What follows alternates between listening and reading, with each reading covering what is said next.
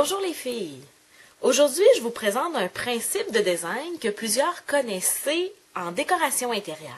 Alors, c'est le cube qui est vide, qui nous permet de mettre des éléments décoratifs soit à l'intérieur ou sur le dessus. Moi, aujourd'hui, je vais vous montrer le cube décoratif dans lequel on supporte des éléments. Ça permet d'unifier le design. Alors, j'en ai quelques-unes en 8,5-11. Alors, au lieu d'avoir une page blanche, je suis venue, avec la peinture chatoyante et de l'encre turquoise, me faire un cadre qui unifie le design, qui vient serrer les éléments qui, sinon, seraient un petit peu lousses tout autour de ma photo. Alors, c'est le premier exemple que je voulais vous montrer. Le deuxième exemple, j'ai utilisé de la couture. Alors, j'ai pris ma machine à coudre et je suis venue faire un peu de couture. Alors, je vous montre, c'est vraiment de la couture. Alors, avec ma machine à coudre, je suis venue faire des éléments de couture et j'en ai passé plusieurs un par-dessus l'autre pour pouvoir bien les voir. Ensuite, le même principe de design a été utilisé sur plusieurs de mes pages 12-12 que j'ai fait dernièrement. Alors, la première série montre ici une page où j'ai fait du doodling. Alors, j'ai fait du crayonnage à la main.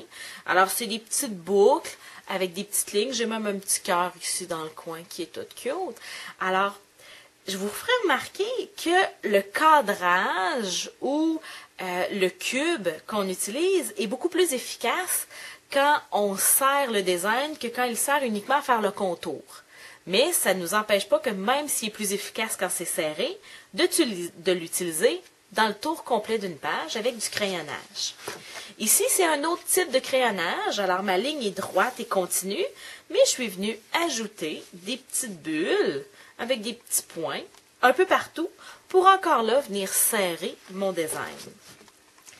Et dites-vous que l'œil humain est très intelligent. Ce qui veut dire que vous n'avez pas besoin de compléter le carré pour que l'œil humain fasse le carré. Alors ici, j'ai deux lignes qui font le cadre, mais ma ligne est brisée. Ma ligne arrête ici et elle arrête là.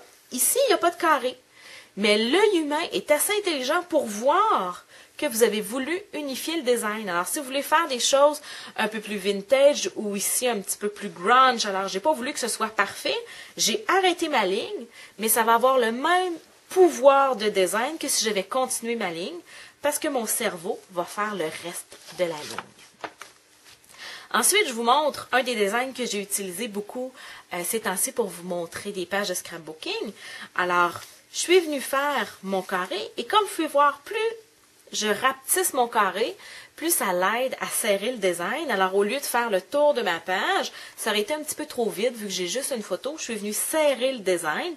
Même si j'ai des éléments qui débordent, je suis quand même voulu venir serrer le design en faisant une ligne plus petite que ma page 12-12 et j'aurais pu utiliser les autres techniques que je vous ai montrées. Alors, j'aurais pu utiliser la couture, la peinture, le doodling, il n'y a pas de problème.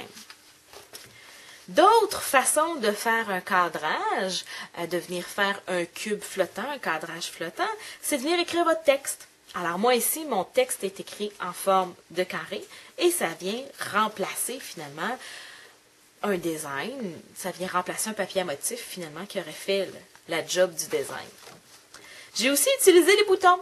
Alors, je dois vous avouer que ma page est un petit peu lourde à la quantité de boutons que j'ai utilisés, mais ça fait très enfantin, ça fait très différent, ça fait un design qui resserre le tout, parce que si je n'avais pas mis de petits boutons, la seule chose que j'aurais eu, c'est 3 photos, un titre, puis 3 petits mots.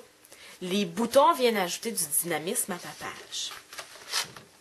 Ensuite, une autre forme de doodling, je suis venue faire 3 lignes une par-dessus l'autre.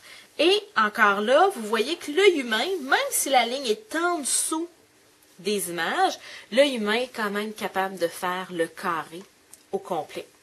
Alors, j'espère que ce nouveau truc de design va vous aider à faire des pages de scrapbooking. C'est la grande mode d'utiliser, au lieu d'utiliser un grand papier à motif qui unifie le design, de venir faire du doodling, du crayonnage, de la couture qui viennent faire un carré, un centrage pour venir aider à soutenir votre design. Si vous avez des questions, gênez-vous pas à me les poser sur mon site web.